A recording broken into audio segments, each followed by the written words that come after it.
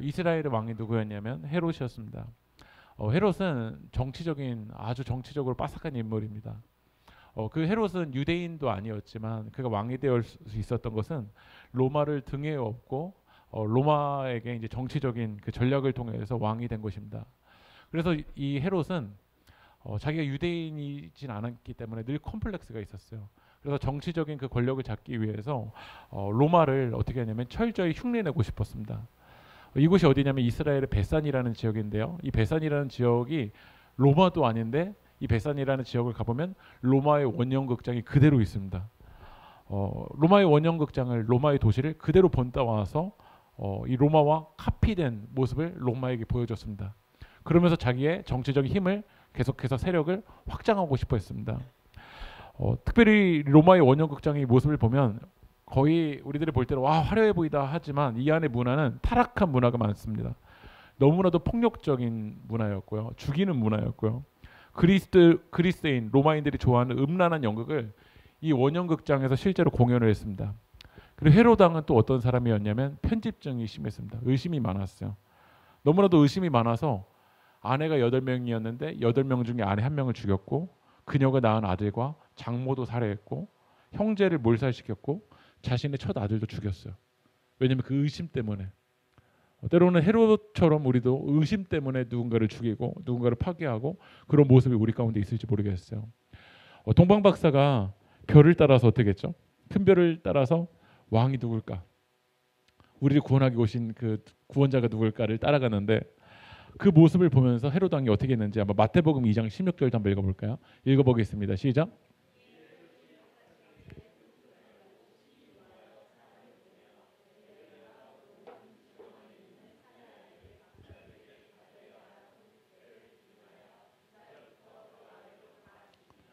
헤롯이 어떻게 했냐면 2살 아래로 다 죽여버렸어요. 네. 그러니까 자기만 왕이 돼야 되는데 이 동방 박사들이 큰 별을 따라서 구원자가 있다고 따라가는 거예요. 나만 구원자가 돼야 되는데, 나만 전부가 돼야 되는데, 내가 왕이 돼야 되는데, 그러다 보니까 이 헤롯은 어떻게 했냐면 2살 아래로 다 죽이라고 얘기를 하는 거야. 그러니까 아기 예수님이 태어나실 때 헤롯 때다. 이때는 정치적으로도 너무나도 혼란스러운 시기였어요. 우리가 볼 때 아까 전에 제가 원형극장을 보여드렸잖아요. 이 원형극장 관광하면은 와, 이 나라 정말 대단하다. 중국의 뭐 자금성이든지 만리장성을 보면서 와 대단하다라고 하겠지만 그 대단한 건물을 쌓기 위해서 많은 백성들이 많이 있는 연약한 자들이 피눈물을 흘린 거야. 예. 그러니까 우리가 볼 때는 그 건물 대단하다라고 하지만 그 건물 뒤에 배경 속에서는 많은 약자들이 많은 연약한 사람들이 고통 속에서 피땀 흘리면서 눈물 흘리면서 그 성을 짓게 된 거라는 거죠. 그러니까 예수님이 태어나실 때 이 배경은 너무나도 좋지 않았어요. 안타까웠어요. 또 이스라엘은 로마의 지배를 받고 있었잖아요. 근데 누가복음 1장에서 정말 많은 사람들이 그 헤롯 때 고통받고 힘들고 안타까운 그 연약함의 시간을 지나가는데 오늘 성경의 그 기자는 한 비천한 여인을 이야기를 해요. 말씀 한번 읽어볼게요. 누가복음 1장 48절 한번 읽어볼까요? 시작. 오늘 말씀 보면 여종의 비천함이라는 단어가 나옵니다. 이 여종이 누굴까요? 예수님의 어머니 누구죠? 마리아입니다. 마리아를 향해서 성경의 기자가 딱 목격했을 때 뭐라고 이야기하냐면 이 여인은 비천하다라는 거예요.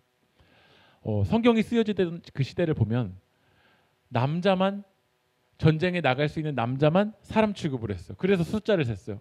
성경에도 안타깝게 여성들이나 어린이나 노인들은 숫자로 세지도 않았어요. 누구만 비천하지 않다고 생각했냐면 전쟁에 나갈 수 있는 남자만이라고 생각을 했어요. 근데 그 시대에 여인으로 태어났어요. 이스라엘은 12살에서 13살에 약혼을 하고 13살이나 14살에 뭐라 하냐면 결혼을 합니다. 근데 지금 마리아의 나이가 한 13살 정도 되는 나이인 거예요. 13살에서 14살 넘어가는 나이인 거죠. 그러니까 이 마리아는 장성한 어머니가 될 수 있는, 우리가 생각할 때 지금 요즘 결혼 막 30대 넘어서 하잖아요.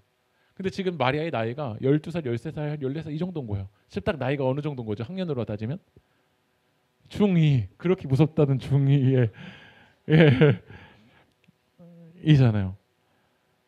2차 성징이 오고 몸의 변화는 일어나고 골격은 변화가 일어나는데 아직 마음이나 정신 상태는 어떻죠? 아직 어리거든요. 그러니까 몸은 커졌는데 아직 생각은 어리고 그런 혼란스러운 시기를 지나가는 그 여인이 누구냐면 바로 마리아라는 거야. 마리아는 예루살렘에 살지 않았어요. 갈릴리 변방에 살았어요. 그리고 이스라엘은 누군가를 지배하는 나라가 아니라 지배를 받고 있는 식민지 국가였어요. 헤롯도 얼마나 괴롭히는지 몰라요. 헤롯도 괴롭히고 로마도 괴롭히고 완전 이 고통이 겹겹이에요. 우리도 이 여종의 비천함을 살아가는 삶 속에서 때로는 고통이 하나만 오면 좋겠는데 헤롯도 나를 괴롭히는데 로마까지 괴롭혀요. 이 고통이 겹겹이 나를 고통 가운데 있을지도 모르겠어요. 누가복음 1장에서는요. 사가라는 그 제사장 가문이 나오는데요. 사가랴는 그래도 제사장 가문이잖아요. 이스라엘의 주목을 받고 있는 건 제사장, 종교 지도자들이 주목을 받아요. 그런데 오늘 마리아는 그의 부모님이 뭐 제사장이다. 그의 부모님이 뭐 종교 지도자이다. 그 부모님이 헤롯의 라인이다. 이런 얘기 아무것도 안 나와요. 그러니까 가문의 배경도 없어요. 여러분 한번 상상해 보세요. 이 여종의 비천함. 성경에서는 딱 여종의 비천함이라고 생각했지만 헤롯 때 여종의 비천함으로 살아가는 그 삶을 한번 생각해 보세요. 누군가의 도움이 너무나도 필요한 시기인데 누군가도 나를 도와주지 않아요. 정치적으로도 사회적으로도 가문적으로도 누구도 나를 보호해주지 않아요.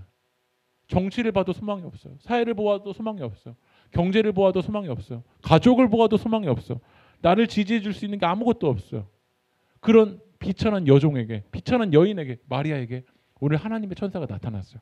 말씀 한번 읽어보겠습니다. 누가복음 1장 31절 읽어볼게요. 시작.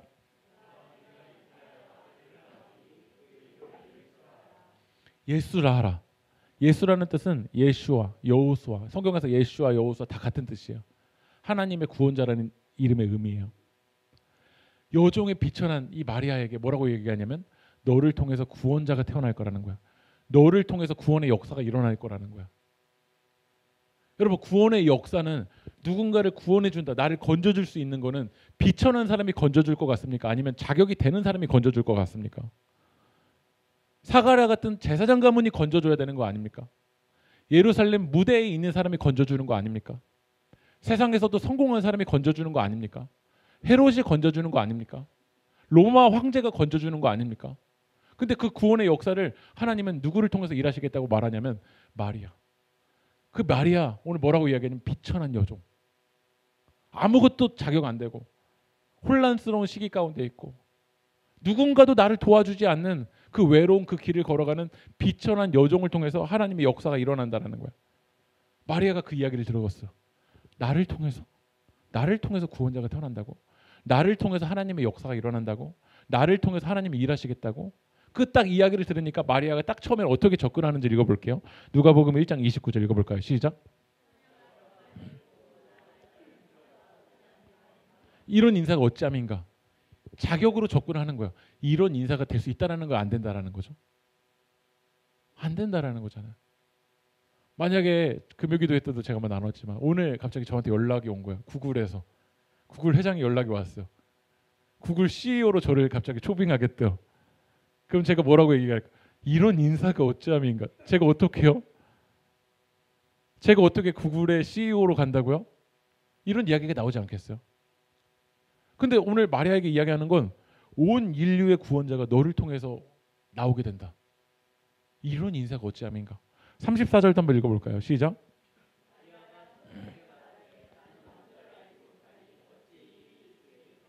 그러니까 이 마리아는 아직 남자를 알지 못해요. 뭐 약혼을 한 것도 아니에요. 그러니까 자격이 안 된다라는 거예요. 자격의 접근으로 오늘 이야기해요. 천사에게. 오늘 하나님은 우리에게 말씀하세요. 너를 통해서 일하겠다. 너를 통해서 하나님의 역사를 일으키겠다. 여러분 믿으십니까? 작고 연약하지만 우리를 통해서 하나님의 일하심을 드러내겠다고 주님 말씀하세요. 여러분 믿으십니까? 그러면 우리가 주님 말씀하실 때 내 자격보다 나를 부르시 하나님께 집중해야 돼요. 하지만 우리도 마리아랑 비슷해요. 내가 어떻게요? 이런 인사가 어찌함이에요? 하나님 저 잘 모르세요? 저 말 잘 못하는 거 모르세요? 모세를 하나님 부르시니까 하나님 모세가 또 뭐부터 이야기하죠? 저 말 못하는 거 모르세요? 저 자격 안 되는 거 모르세요? 저 말 못한다라는 거는 어찌 보면 이렇게 지금 MBTI로 말하는 건 이거 아닐까요? 저 아이인 거 모르세요? 하나님이 무대 정면으로 너 지도자야, 너 리더야라고 불렀는데 하나님 저 아이인데요? 저 성격 내성적인 거 모르세요? 제가 어떻게 앞에 서겠어요? 우리도 마리아처럼 모세처럼 하나님 부르신 하나님께 집중하고 날 부르신 하나님께 감격하고 날 부르신 하나님의 말씀을 믿음으로 받아들이기보다는 의심하는 거예요. 왜냐하면 하나님보다 전지전능하신 하나님보다 내 자격이나 내 상황이 지금 내게는 더 중요하고 더 주목되기 때문에 그래요. 지금 나의 시선이 나를 부르신 하나님께 몰입하기보다 나의 상황에 더 몰입하고 있기 때문에 그래요. 그러나 믿음은 무엇이냐면 나의 시선을 나를 부르신 하나님께 믿음의 눈을 돌리는 것입니다. 여러분의 시선을 나의 상황 속에서 나의 자격에서 어찌함인가에서 나를 부르신 하나님께 집중하십시오. 나를 부르신 하나님께서 일하실 줄 믿습니다. 우리 말씀을 한번 읽어볼게요. 그 다음 구절 한번 넘어가 볼까요? 창세기 41장. 제가 잊어버렸어요.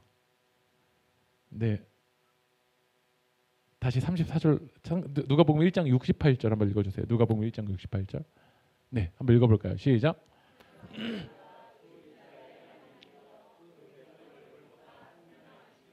오늘 마리아가 천사에게 이야기하잖아요. 나 자격 안 되는데요. 이런 인사 어찌함이에요.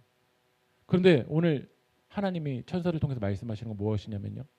찬송하리로다. 주 이스라엘 하나님이여 그 백성을 돌보사 속량하시며. 한번 고백해 볼까요? 그 백성을 돌보사 속량하시며.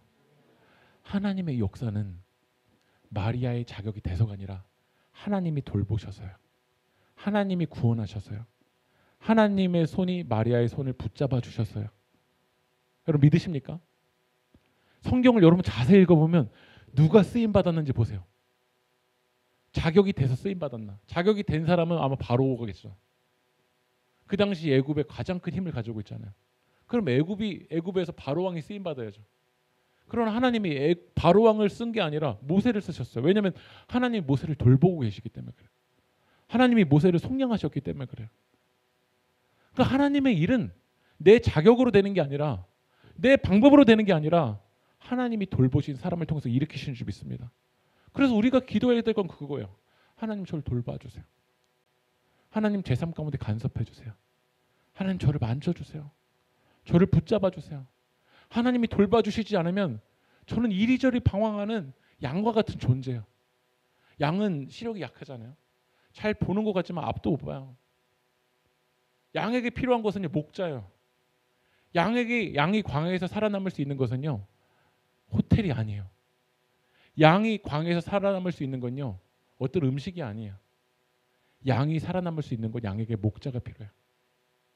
우리에게 필요한 건 다른 게 아니에요. 우리를 돌봐주시는 그 예수 그리스도, 우리를 돌봐주시는 하나님이 우리에게 필요한 줄 믿습니다. 그래서 여러분 이것을 보시면요, 하나님의 역사는 마리아에게 자격이 돼서가 아니라 하나님이 돌봐주셔서, 하나님이 구원해 주셔서 하나님의 일이 일어난다라는 거예요. 그것을 성경의 단어로 이야기하면 딱 두 글자로 말하면 뭐냐면 그게 바로 한번 고백해 볼까요? 은혜. 다 같이 고백해 볼까요? 은혜. 그러니까 하나님의 일은 은혜로 되는 거예요. 한번 읽어볼까요? 누가복음 1장 30절 읽어보겠습니다. 시작.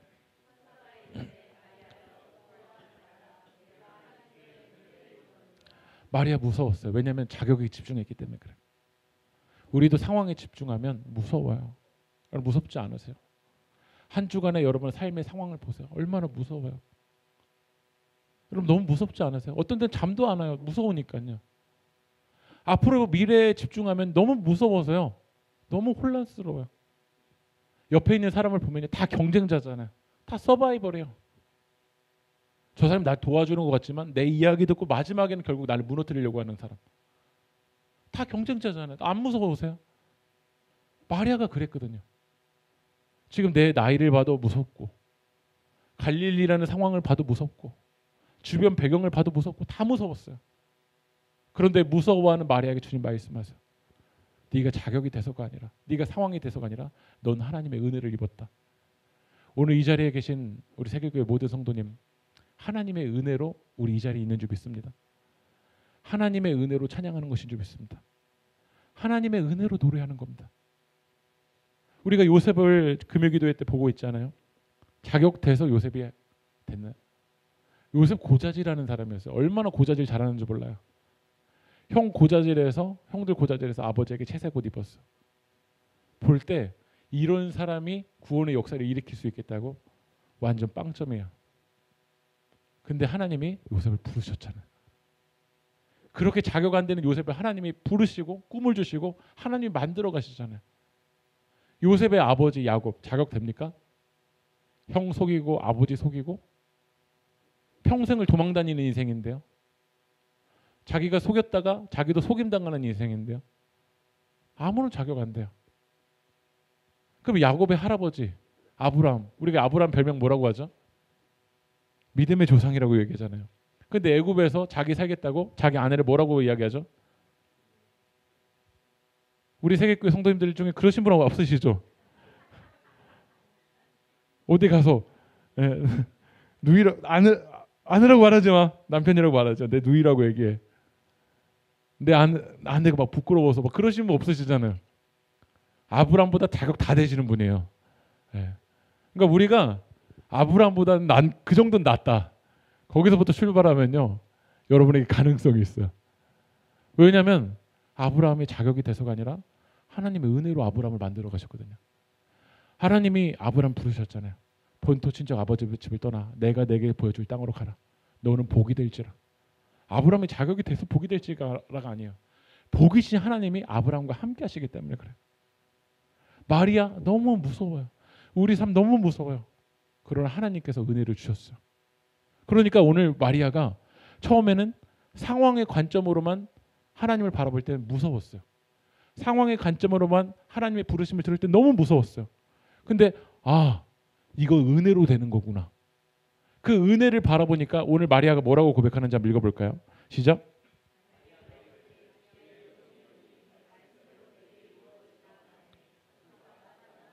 말씀대로 내게 이루어지이다. 한번 고백해볼까요? 말씀대로 내게 이루어지이다. 내가 하나님 저 옆이 천해요. 저 연약해요.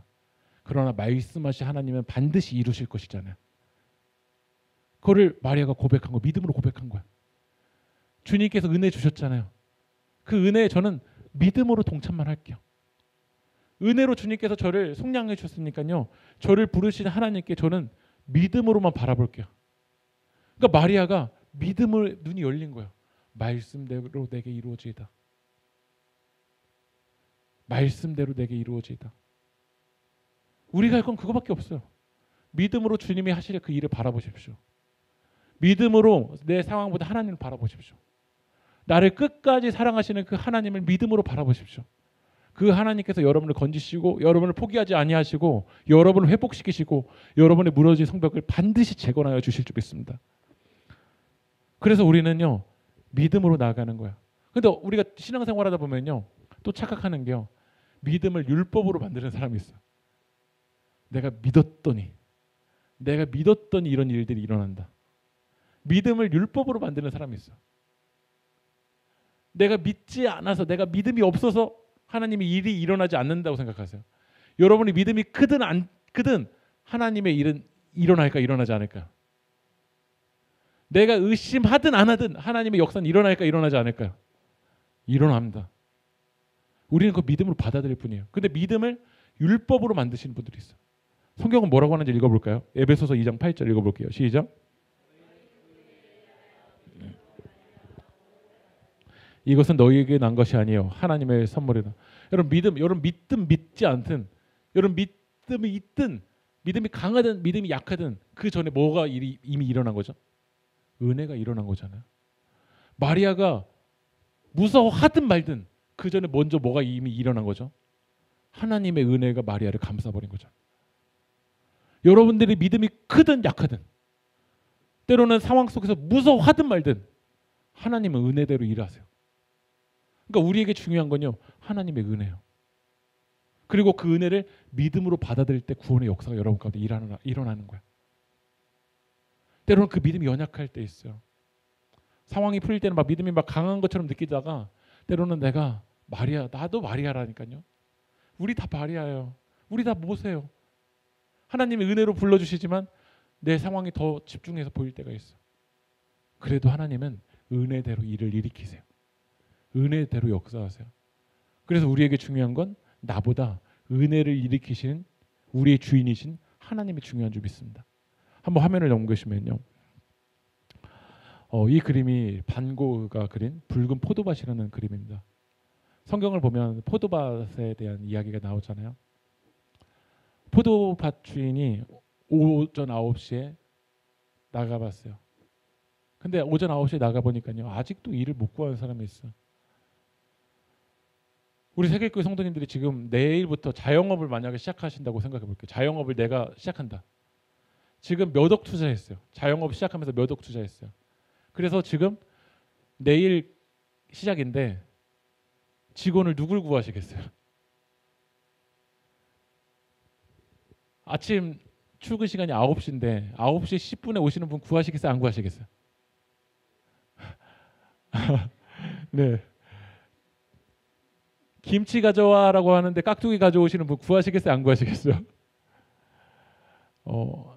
그러면 앞에 딱 면접을 두 분이 왔는데 어떤 분은 진짜 막 그 몸에 근육이 막 엄청나게 막 건강하고 너무 막 식스팩도 있고 막 눈빛도 막 또렷또렷하신 분이 있고 한 분은 막 눈빛이 막 지금 막 흐리시고 막 손이 막 지금 떨리시는 분이 계신 거야.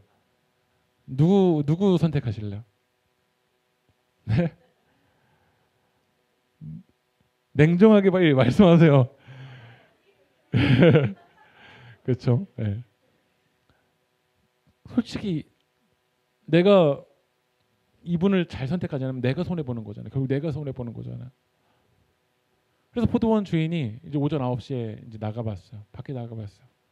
근데 아직도 일을 못 구하는 사람이 있는 거야. 놀고 있는 사람이 있는 거야. 오전 9시에 일을 시작해야 되는데 아직도 일을 못했다. 그 사람만 하루 종일 굶는 게 아니에요.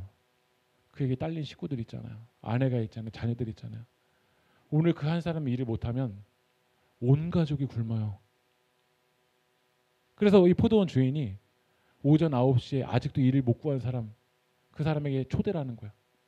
너 여기 와서 일을 해라. 오전 9시에 아직도 일을 못 구한 사람에게 이거 은혜입니까? 은혜 아닙니까? 은혜입니까? 은혜 아닙니까? 은혜죠. 자격이 됐다면 이전에 취업했겠죠. 능력 됐다면 그 전에 취업했겠죠. 세상이 원하는 자격증 다 갖고 있었다면 그 전에 취업했겠죠. 근데 오전 9시에도 일을 못했다라는 건 자격이 안 된다라는 거잖아요. 그런 자격 안 되는 그를 포도원 주인이 불쌍히 여기고 오늘 이 자리에 와서 일을 해라. 얼마나 은혜입니까? 근데 포도원 주인이 12시에 나가봤더니 12시에도 일을 못 구하는 사람이 있어요. 얼마나 자격이 안 되는 사람. 12시에서 일을 합니다. 너도 나와. 너도 들어와. 너도 일을 해. 오늘 이제 12시까지 나까지 기다려보다가 아무도 못 구하면 이제 집으로 돌아가려고 생각했는데 오늘 포도원 주인이 12시에 아직도 일을 못 구한 사람을 초대합니다. 여러분 은혜입니까? 자격입니까? 내 공로입니까? 은혜입니까? 은혜이죠. 나가봤더니 3시에도 일을 못 구한 사람이 있네요. 근데 포도원 주인이 이제 일을 언제 마쳐야 되냐면 저녁 6시에 마쳐야 됩니다. 해가 떨어지면 일을 못 하잖아요. 근데 혹시나 해서 오후 5시에 나가본 거야. 근데 오후 5시가 됐는데도 아직도 일자리를 못 구한 사람이 있어요. 자격이 됩니까? 안 됩니까? 안 되죠. 전혀 안 되죠. 근데 이 포도원 주인은 결국 자기가 손해보는 거잖아요. 누군가에게 은혜를 주려면 은혜를 입혀주려면 내가 손해봐야 돼요. 여러분 부모님이 자녀에게 은혜를 주려면요. 부모님이 손해를 봐야 은혜가 입는 거지. 손해가 없이는 은혜가 입을 수가 없어요. 포도원 주인은 1시간만 일을 하게 초대한다. 이거 완전 손해요. 자격도 안 되는 사람, 어떻게 일을 할지도 모르는 사람, 이력서도 안 보고 초대한다. 이거 완전 손해요. 근데 초대하잖아. 그러니까 우리는 전적으로 다 하나님의 은혜로 살아가는 사람들이에요. 근데 문제는 무엇이냐면 은혜로 시작했어요. 은혜로 시작했어요. 오전 9시에 뭐로 시작했죠? 은혜로 시작했어요. 근데 언제 이제 화가 나기 시작하냐면 이제 일당을 받을 때요. 하루에 일을 했었을 때 만약에 지금 10만 원 준다고 해볼게요. 오후 5시에 온 사람에게 이제 일당을 주는 거야. 얼마나 주는지 봤더니 10만 원을 줘요. 그럼 그 모습을 보면서 오전 9시에 온 사람이 자기 은혜로 왔는데 그때부터 어떤 생각이 들까요? 1시간 일했는데 10만 원? 그럼 9시부터 6시까지 하면 몇 시간이죠? 네? 그럼 얼마 받아야 되는 거죠? 근데 똑같이 주는데요?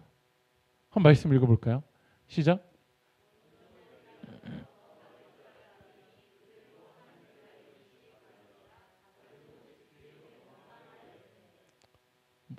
은혜로 시작했다가 뭐로 가냐면 원망으로 가는 거야. 우리도 다 오후 5시로 시작했어요. 근데 신앙생활 1년 하고 2년 하다 보면 어느 순간 우리 어디가 있을까요? 9시로 가 있어요. 처음에 우리 다 5시로 시작했어요. 근데 어느 순간 시간이 지나가면서 먼저 온 자가 됐어요. 먼저 온 자. 무슨 먼저 왔어요.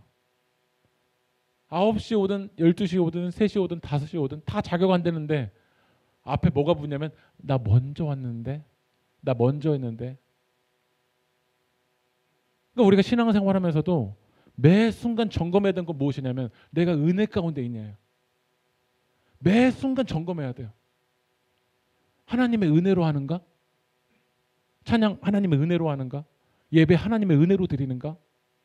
섬김 하나님의 은혜로 하는가? 내가 주님께 드리는 거 하나님의 은혜로 하는가? 이걸 계속 점검해야 돼요.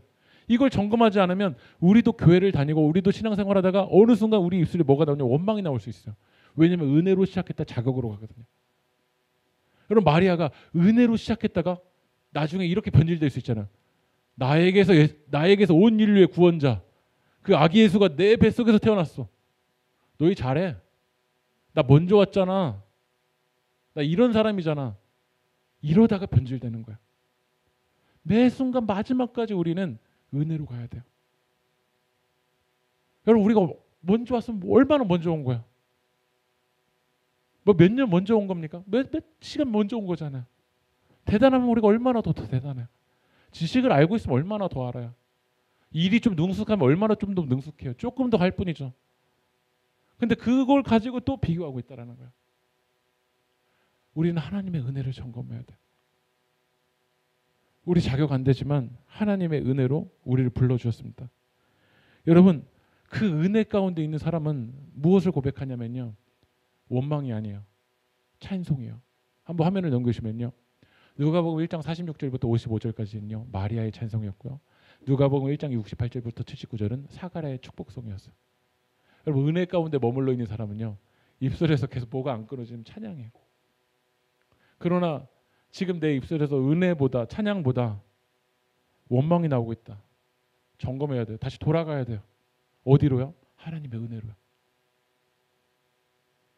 그러니까 신앙생활은 한번 은혜 받다가 끝나가 아니라 어느 순간 내가 오전 9시에 될 그 위험성, 그 마귀 사단이 너무나도 잘 알거든요. 그러니까 예수님이 이 비유를 들으셨던 건요. 우리의 연약함을 너무나도 잘 아셨던 거야. 은혜로 시작했다 원망으로 끝날 거. 은혜로 시작했다 자격으로 다시 갈 거. 맨 처음에 자격 안 된다고 이야기했다가 마지막엔 자격이 더 앞설 걸 예수님 너무나도 잘 하셨던 거야. 예수님의 은혜보다 내 의가 더 앞설 거 너무나도 잘 하셨던 거야. 오늘 함께 고백해 봅시다. 다시 은혜로 돌아갑시다. 오늘 우리가 다시 은혜로 돌아갈 때 우리는 마리아처럼 찬양할 거예요. 우리 마리아의 찬양의 내용을 한번 읽어볼까요? 누가복음 1장 46절 48절 읽어보겠습니다. 시작. 내 마음이 하나님 내 구주를 기뻐하였음은 그의 여종의 비천함을 돌보셨음이라. 보라 이제후로는 만세 나를 복이 있다 일컬으로다. 행위를 생각하는 사람은 지금 비천함 그걸 가지고 판단하겠지만 나는 자격 안 되지만 하나님께서 나에게 은혜를 베풀어 주시고 나를 돌봐주시고 속량해 주신 거 구원해 주신 그 주님을 바라보면 오늘 찬양할 거야. 여러분의 입술 속에서 찬양이 회복되길 소망합니다. 그건 행위 중심에서 상황 중심에서 하나님의 은혜의 중심으로 바뀔 때야. 다시 스위치를 돌리셔야 돼요. 전환하셔야 돼요. 상황 중심에서 환경 중심에서 자격 중심에서 하나님의 은혜 중심으로 매일매일 고백하세요. 오늘 주님의 은혜로 숨쉬고 있습니다. 주님의 은혜로 호흡합니다. 주님의 은혜로 발을 내딛고 있습니다. 나 주저함 없이 그 땅을 밟음도 나 오전 9시에 왔기 때문입니다. 입니까? 하나님의 은혜입니다. 여러분, 마리아가 주님의 천사가 나타났을 때, 천사, 제가 매일 3시간씩 기도했으니까 왔군요. 2시간씩 기도할 땐 안 오더니 3시간씩 기도하니까 왔군요. 이랬나요? 아니었어요. 주님의 은혜를 고백하잖아요. 여종의 비천함을 돌보셨군요. 누가복음 1장 52절 54절 한번 읽어볼까요? 시작.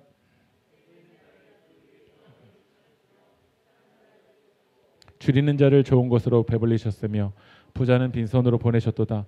그 종 이스라엘을 도우사 궁휼히 여기시고 기억하시되. 이스라엘을 도우시고 궁휼히 여기시고 기억하셨습니다.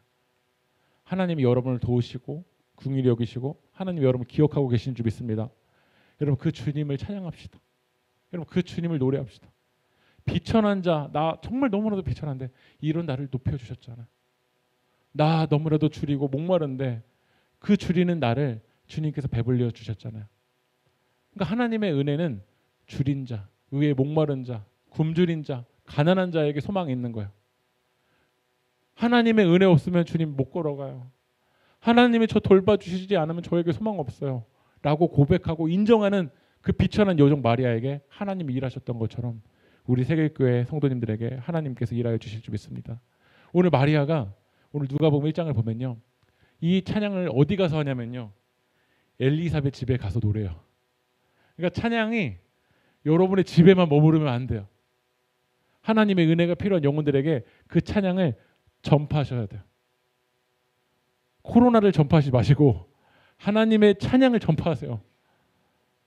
엘리사벳, 소망 없어하는 그 엘리사벳, 이 마리아는 나이가 적어서 비천했고요, 엘리사벳은 나이가 많아서 비천하다고 했어요. 그 여인에게 오늘 마리아가 가서 찬양해요. 그 찬양이 우리 집에만 울려 퍼지지 말고요, 하나님의 은혜가 필요한 이웃들에게 하나님의 찬양을 울려 퍼졌으면 좋겠어요. 오늘 오후에 저희 세계교회에서 성탄 옥션을 합니다. 성탄 옥션 이제 후원금 가지고 저희가 후원하기로 했잖아요. 후원금 나오기도 전에 먼저 제가 그 그룹홈에 연락을 해서 성탄 식사 비용을 보내드렸어요. 원장님이 연락 주셔서 너무나도 감사하다라고 말씀해 주시더라고요. 우리 세계교회 성도님들에게 너무나도 감사해요. 이 하나님의 은혜를 우리만 아니라 마리아만 아니라 비천한 엘리사벳에게 전파했던 것처럼 지금 차가운 날씨 속에서 단순히 날씨가 차가운 게 아니라 삶이 차갑고 고통 가운데 있는 많은 이들이 있잖아요. 그 이웃들에게 주님의 사랑이 단순히 멜로디만이 아니라 주님이 나를 구원하기 위해서 얼마나 놀라운 사랑을 베푸셨는지 이웃들에게도 그 주님의 사랑이 아름답게 흘러가길 소망합니다. 우리 함께 찬양합시다.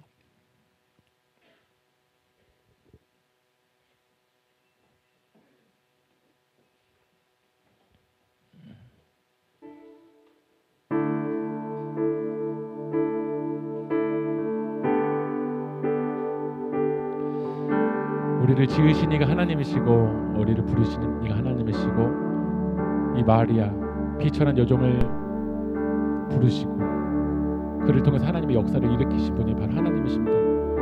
우리는 다 하나님의 은혜로 가는 겁니다. 하나님의 은혜가 에워싸일 때, 하나님의 은혜가 감싸일 때 회복되고 일어나는 겁니다.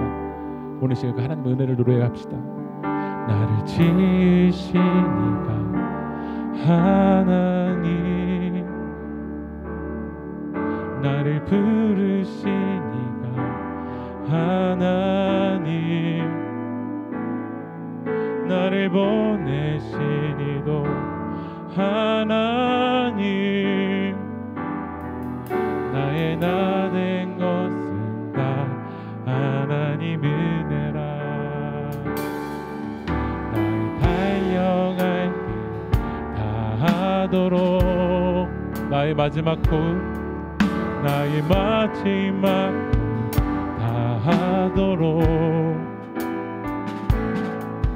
나로 그 십자가 품게 하시니 나의 다 된 것은 나의 나 된 것은 다 하나님 은혜라. 한량없는 주님의 은혜를 노래합니다.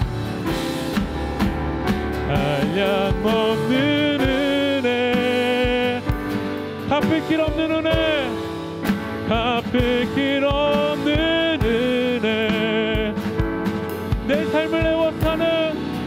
내 삶을 애워싸는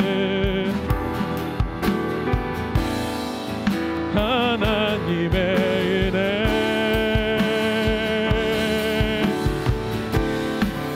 나 주저함 없이 그 땅을 밟음도 그 땅을 밟음도 나를 붙드시는 하나님의 은혜입니다. 나를 붙드시는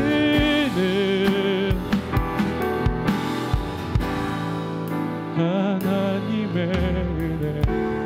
우리 함께 기도합시다. 나를 지으신 이가 하나님이십니다. 여러분 믿으십니까? 나를 부르신 이가 하나님이십니다. 여러분 우리도 마리아처럼 얼마나 비천합니까? 얼마나 무섭습니까? 지금 내 상황을 바라볼 때 얼마나 불안합니까? 얼마나 두렵습니까? 주변을 보아도 의지할 것 하나도 없는 그 헤롯의 때를 지나가는 우리들 얼마나 마음이 힘들고 비천하다고 말할 수밖에 없습니까? 그런 비천한 여종에게 하나님이 찾아오십니다. 그런 비천한 그 삶을 살아가는 우리들에게 하나님이 인간의 몸을 입고 우리 가운데 찾아오셨습니다. 그분이 우리를 끝까지 사랑하시는 예수님이십니다. 우리가 걸어가는 거 전적인 주님의 은혜입니다. 우리가 노래할 수 있는 거 주님의 은혜입니다. 오늘 이 시간 우리 간절하게 기도할 때 하나님 주님의 은혜로 세워지기 원합니다. 오늘 이 시간 내 상황 속에서 눈을 들어서 오늘 주님이 나를 위해서 어떤 구원의 역사를 일으키셨는지, 나를 얼마나 사랑하셨는지 그 주님의 은혜에 집중하기 원합니다. 주님 은혜로 서기 원합니다. 주님은 이 비천한 나를 은혜로 붙잡아 주시옵소서. 다시 은혜로 세워져가게 하여 주시옵소서. 다시 내 입술 속에서 그 고통과 그 슬픔이 아니라 오늘 마리아처럼 주님을 노래하고 주님을 찬양할 수 있게 하여 달라고, 오늘 하나님께서 나를 건져달라고 우리 시간 함께 기도하며 나가겠습니다. 기도합시다. 하나님 비천한 나를 건져주십시오. 비천하고 자격 안 되는 나를 아버지 하나님 구원하여 주십시오. 비천하고 아버지 하나님 아무런 노력으로도 되지 않는 이 차가운 날씨를 지나가는 헤롯의 때를 지나가는 주님, 나를 주님께서 붙잡아 주시옵소서. 나를 빛으로 주님 비춰주시옵소서. 나를 하나님 은혜의 빛으로 붙여주시옵소서. 하나님 나를 돌봐주시고 나를 붙잡아 주시고 나를 건져주시고 나의 아버지 하나님 달려갈 길 다가도록 마지막 호흡 다가도록 주님의 십자가만 붙잡고 나가게 하여 주시옵소서. 주님의 은혜로만 걸어가게 하여 주시옵소서. 한량없는 은혜, 갚을 길 없는 그 주님의 은혜, 그 주님의 은혜를 노래합니다. 오늘 주님의 은혜로 나를 회복시키시고 주님의 은혜로 나를 역사하여 주시고 주님의 은혜로 나를 건져주시고 다시 주님의 은혜로만 세워져 나갈 수 있도록 하나님 일하여 주시옵소서. 주님 아버지 하나님, 나는 아무런 자격 안 되는 비천한 여정입니다. 그런 나를 아버지 하나님 붙잡아 주십시오. 그런 나를 아버지 하나님 돌봐주십시오. 그런 나를 아버지 하나님 회복시키십시오. 그런 나의 눈물을 지금 닦아주시고 하나님의 은혜로만 일어날 수 있도록 설령 하나님 역사하여 주시옵소서.